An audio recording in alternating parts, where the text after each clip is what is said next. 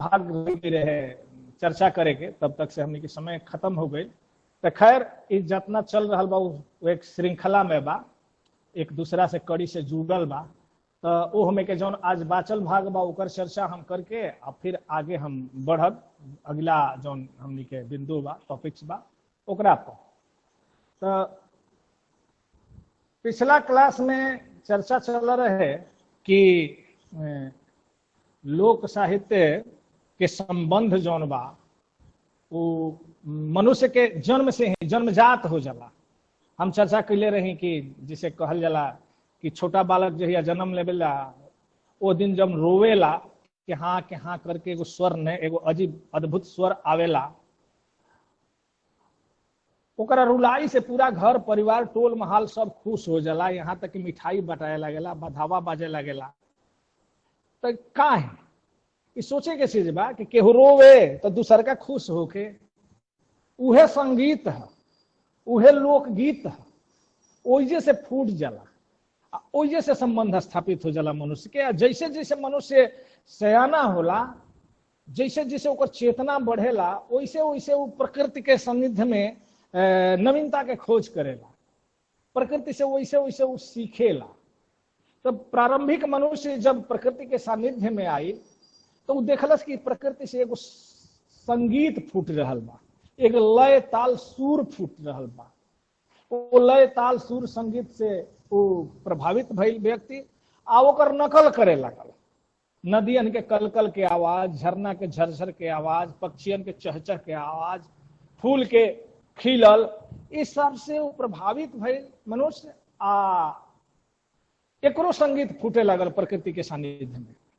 तो ऐसे सिद्ध होता है कि भले वो लिखे चाहे मत लिखे, शास्त्र के ज्ञान होखे मत होखे, वो कुछ ना एगो सहज सरल स्वाभाविक जौन अभिव्यक्ति होत रहे वो अपना ढंग से मनुष्य करत रहे, ओकरे के लोक साहित्य कहल गई, ओकरे के लोक साहित्य कहल गई। बाद में आगे चल के बौद्धिक विकास भइल, परिमाण शास्त्रीयता के शास्त्रन के निर्माण भइल, शास्त्रीयता के विकास भइल, तो एगो शिष्ट रूप आयल साहित्य के, जौना के शिष्ट साहित्य कहल जाला। तो लोक साहित्य और शिष्ट साहित्य दोनों अलग अलग चीज है। लोक साहित्य के संबंध मनुष्य के शुरुए से रहल बा।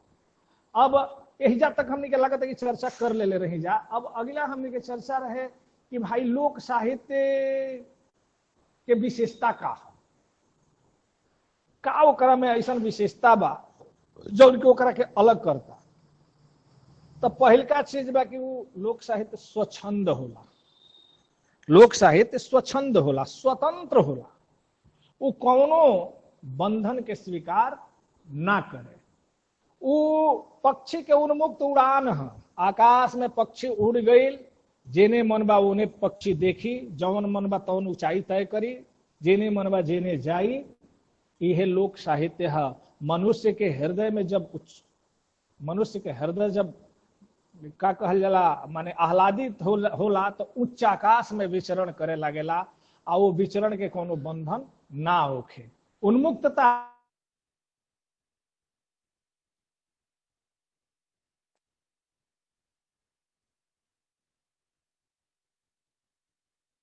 रहेला। तो ओकरा में स्वच्छंदता बा। दूसर का चीज बा कि विशिष्ट लोग के यथी ना है, साहित्य ना है, ये कहा सामान्य जनता के साहित्य है। एमे बहुत पढ़ल लिखल आ विद्वान आई लोग से एकरा मतलब ना रहे। ये साहित्य के मतलब सामान्य जनता से बा, सामान्य जनता के सुख दुख ओकर जीवन, ओकर उत्साह उमंग सबकर अभिव्यक्ति एहमे मिलेला। यही से एकरा में स्वाभाविकता होला, समूह के अभिव्यक्ति एकरा में मिलेला। देखब वालो चैता आ होली आ सब गावल जाला तो समूह गावेला आ समूहे में का रचना हो जाला। यही से विशुद्ध लोक साहित्य के रचनाकारन के पता ना चले, ओकरा में हमनी के आगे विचार करब जा। पहिलका चीज है कि शिष्ट साहित्य जौन बा ओमे रचनाकार के व्यक्तित्व झलकेला आवेला।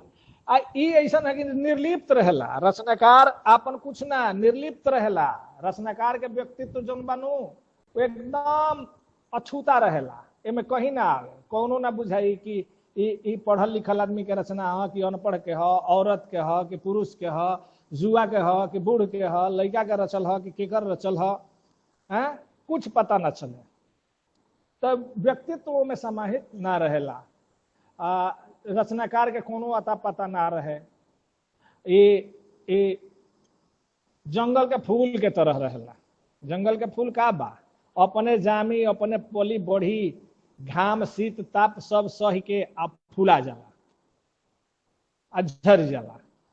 तो एह तरीका से लोक साहित्य बा उ जंगल के फूल हो, राज उद्यान के फूल ना हो, वो राजा का बगिया के फूल ना हो, केहू के सजावल फुलवारी के फूल ना हो, कोनो मालिक काट छाट के सजावता, स्वतंत्र रूप से रहेला।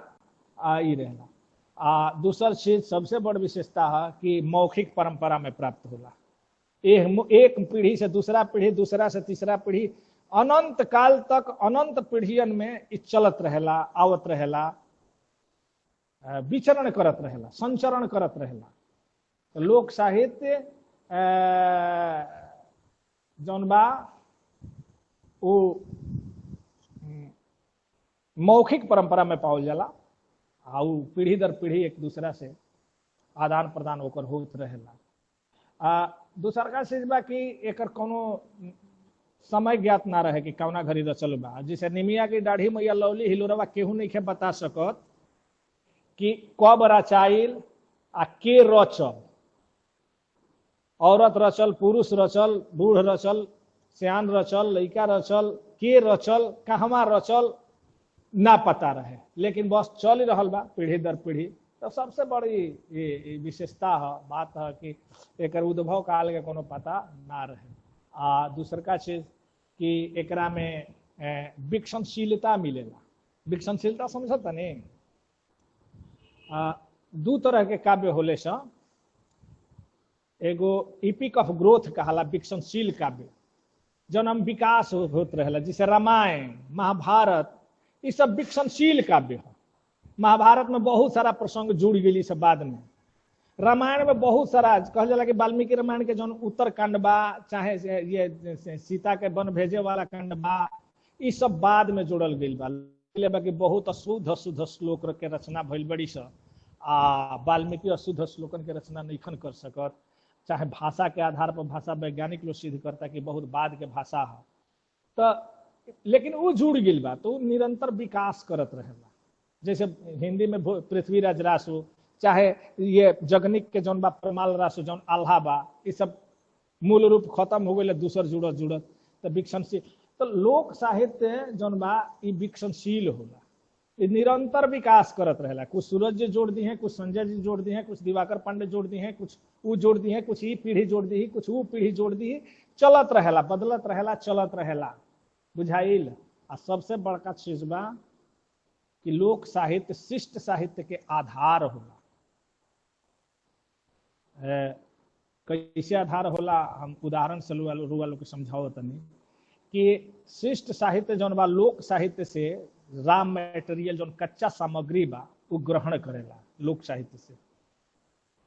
बहुत न्यू जौन बा आधार शिष्ट साहित्य दे देवल। जिसे रुआ सूरदास के रुआ लोग पढ़त हो खब, ये कृष्ण के गोचारण, गाय चरावे जौन जात ले, बंसी बजावत ले, ई करत ले, गाय लौटत रही, सही सब वाला जौन प्रसंग बा, वो का वो ब्रजभूमि में जौन लोक साहित्य में जौन गावल जाला, ओकरे वो विस्तार है, ओकरे विस्तार है। जैसे के जौन पद्मावत बात, जौन पद्मावत फिल्म निकल रहे, जौन अब बहुत हो हल्ला भई रहे, तो पद्मावत के आधवा अंश जौन बा वो ऐतिहासिक है, आधवा जौन है वो काल्पनिक है। तो जौन माने लोक कथा पर आधारित बा, तो शुरू वाला जो अंश बनू वो लोक कथा पर आधारित बा। राजस्थान में ये लोक कथा प्रचलित बा, रत्नसेन के पद्मावती के, तो जैसी ओकरा के लेके साहित्यिक आधार शिष्ट आधार दे दिले। तो बहुत ऐसा चीज बा जौन की लोक साहित्य से लेके आ ओकरा के शिष्ट साहित्य के रचनाकार अपना प्रतिभा से ओकरा के नया आकार गढ़ले बा। तो लोक शिष्ट साहित्य के आधार होला लोक साहित्य। ये सब लोक साहित्य के विशेषता बा। तो ई पहिलका जौन हमनी के टॉपिक्स रहे लोक साहित्य के परिचय, ओकर ई अंश रहल है बाकी।